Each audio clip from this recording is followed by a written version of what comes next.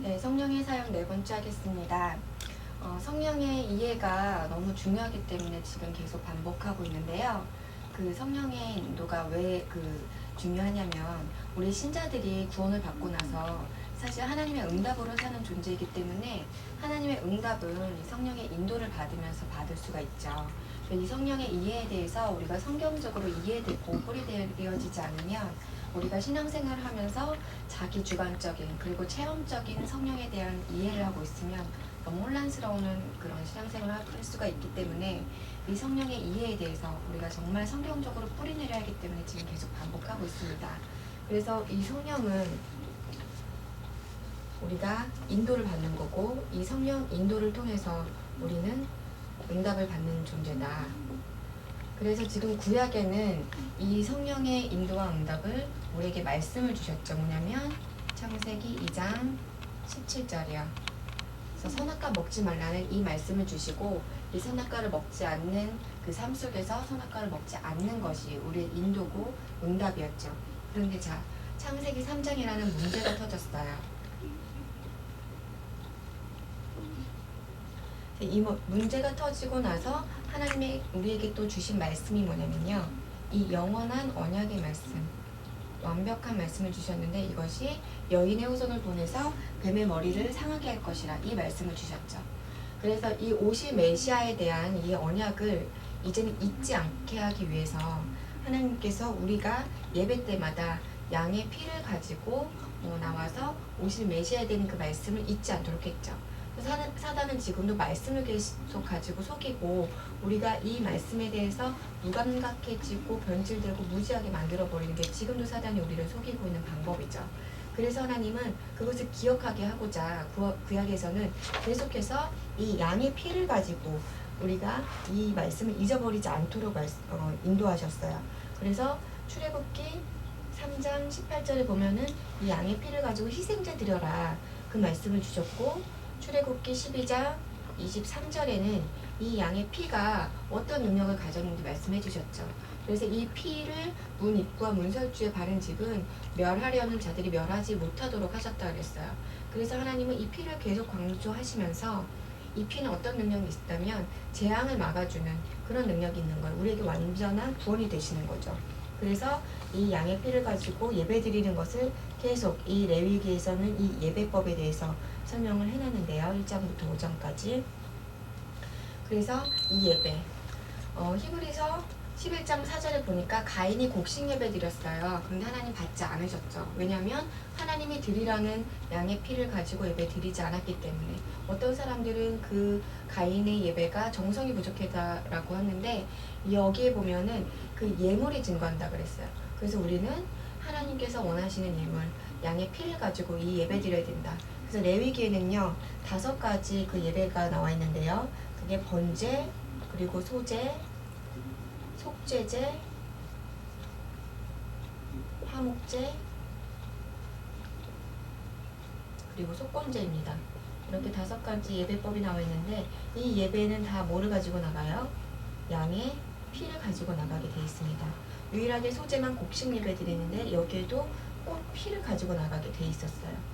그래서 지금 오실 메시아에 대한 그 그림자를 계속 양의 피를 보여주면서 그 양의 피를 가지고 예배 드리는 걸 강조한 것이 이 구약이죠. 그리고 신약에 보면은 마태복음 1장 21절과 23절에 지금 예수님께서 이 땅에 오신 것을 기록해놨죠. 왜요? 우리를 구원하시기 위해서 그리고 임마누엘 함께 하시기 위해서 이 땅에 오셨어요. 그리고 우리가 다음 주부터는 사도행전을 나갈 거기 때문에 오늘은 요한복음을 가지고 좀 말씀을 드릴게요. 요한복음 1장 1절에 태초에 말씀이 계시니 이 말씀은 곧 하나님이시라 그랬어요. 그리고 1장 14절에 말씀이 육신이 되어 이 땅에 오시니 그 은혜와 진리가 충만하더라. 그리고 18절에 보니까 원래 하나님을 본 사람이 없음에 아버지 품속에 있는 독생하신 하나님이 나타나셨다 그랬어요. 그래서 지금 예수님이 오셨는데 그 예수님이 곧 하나님이시다. 이 말씀을 요한복음에서 하고 있고요. 그리고 이 예수님을 우리가 믿고 영접할 때 하나님 자녀된 신분과 권세를 회복하게 해주신다 그랬어요. 그래서 지금 요한복음은요 예수님이 이 땅에 오셔서 그리고 지금 십자가에서 죽으시면서 구원 사역을 이뤄나가시는 것을 쭉 설명을 해놨는데요. 지금 2장에 보면은 가나안 혼인집 얘기가 나와요. 예수님이 자기가 하나님의 아들이심을 나타내는 첫 표적이죠. 가나안 혼인집에서 지금 물을 포도주로 만드시는 그런 기적을 일으키시죠. 그리고 3장에 보면은 니고데모 얘기가 나옵니다. 그래서 이 니고데모는 유대인의 관원인데요. 지금 가나 혼인집에서 기적을 일으키셨다는 예수님 소식을 듣고 찾아가요. 그래서 이스라엘 자손 중에 당신 같은 선지자가 없다. 그런 얘기를 하면서 예수님이 그래서 동문서답하시죠. 사람이 거듭나지 않고는 아버지께로 올 자가 없다 그랬더니 그럼 어떻게 거듭납니까? 모태로 다시 들어가야 됩니까? 뭐 이런 얘기를 하는 게 지금 3장이에요. 그래서 지금 요한복음은 보면요. 거의 다 1대1 사역이라고 할까? 1대1 치유라고 할까? 그래서 1대1 대화법이 나와요. 그래서 지금 4장에 보니까요. 이 요한복음 1장에 대해서 모르는 사람들이 너무 많죠. 지금 4장에는 예배법도 모르는 사마리아 여인 얘기가 나와요. 그래서 이 사마리아 여인이랑 대화하는 게 지금 4장 얘기고요. 그리고 5장에 보면요. 오래된 안진뱅이 얘기가 나오죠. 그래서 그 못에 물이 차면은 거기에 처음으로 들어가는 잔에 그 병이 낫는다는 믿음을 가지고 있는 안진뱅인데요. 이 자기를 갖다가 못에다가 들어 넣어줄 사람이 없으니까 그냥 앉아서 그 보고만 있는데 예수님이 그에게 일어나 걸으라 그러죠. 그래서 그가 일어나 걷는 그런 기적을 보이시는 그런 말씀이고요. 그리고 6장에 보면은 오병이어 기적을 일으키시는 빌립을 시험 꽂아 오병이어 기적을 일으키시는 장이 이제 6장입니다. 그래서 이렇게 쭉쭉쭉 나가서 지금 13장이 나오고요. 그리고 14, 15, 16장이 지금 저희가 말씀드리고 있는 지금 이 성령의 사역이 지금 14, 15, 16장에 있고요. 그리고 17장에 보면 마지막 유언처럼 이제 제자들에게 마지막 기도를 하시죠. 그리고 18장에 잡히셔서 고난 받으시고 그리고 19장에 십자가에 죽으세요. 그리고 20장에 부활하시죠. 그리고 21장에 부활하셔서 베드로에게 나타나셔서 내 어린 양을 먹이라 그러십니다. 그래서 지금 저희가 13장에 보면요. 세종로라 그래서 예수님이 제자들의 발을 씻기세요. 발을 씻기시면서 앞으로 오실 14, 15, 16장에 오실 그 성령에 대해서 계속 말씀을 하십니다. 어떻게 보면은 예수님의 마지막 유언과도 같은 거죠. 그래서 지금은 예수님이 함께 하시지만 이제 예수님이 가고 난 다음에는 제자들만 있을 거기 때문에 이 성령에 대해서 계속 말씀하시면서 내가 가고 난 다음에도 나의 발자취를 따라오라고 지금 성령에 대해서 계속 말씀을 하고 계시죠. 그래서 지금 사도행전 1장 3절에 보면 이 하나님 나라 일에 대해서 40일 동안 말씀을 하시면서 이 성령에 대해서 그 굉장히 중요하게 말씀을 하십니다. 그리고 사도행전 2장 1절에서 4절 이 성령이 오순절날 바람같이 불같이 정말 임하시게 되시죠.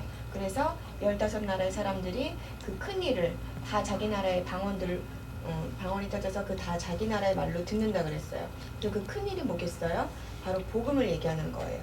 그래서 그 복음을 얘기하는데 14장에 지금 성령이 오셔서 우리에게 하시는 일이 뭐냐면 우리를 근심하지 말라 그러셨어요.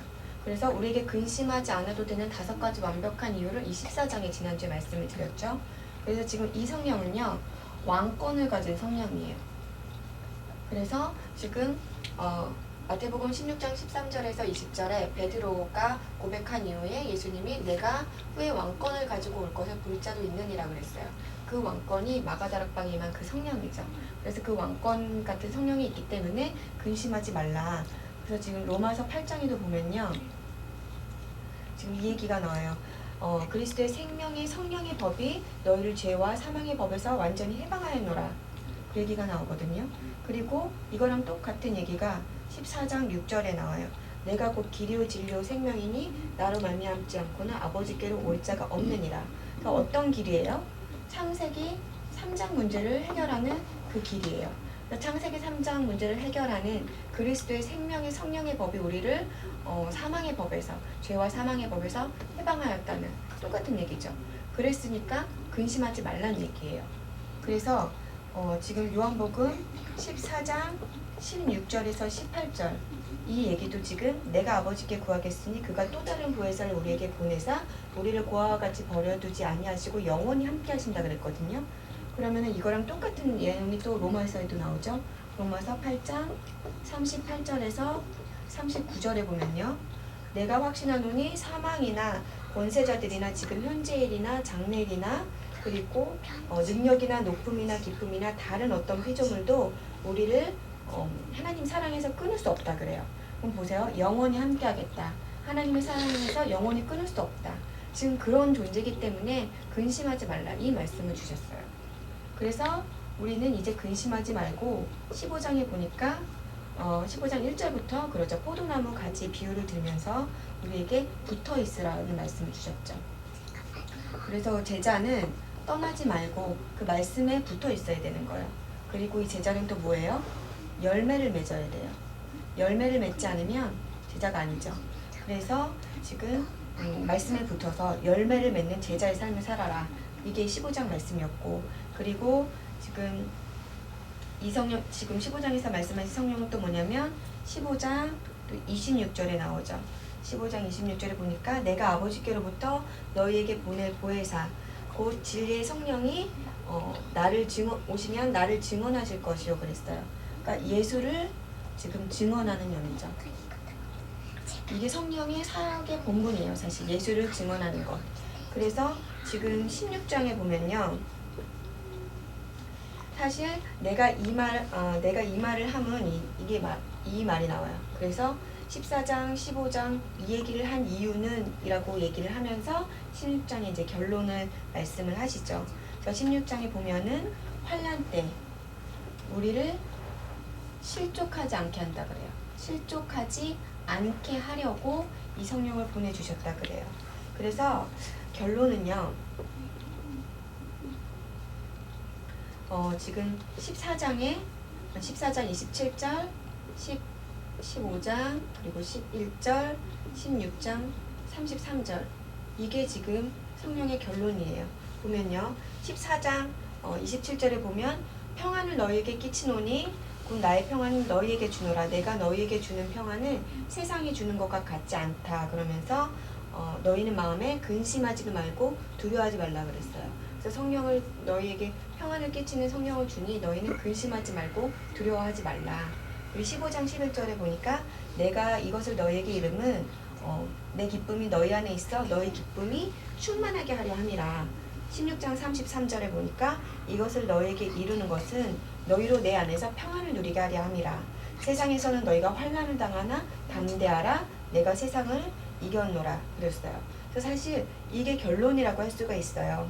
그래서 지금 예수님은 이제 가시고 제자들만 남을 거기 때문에 지금 그때는 예수님이 걱정이 되시는 거예요. 왜냐하면 환난 날이 오거든요.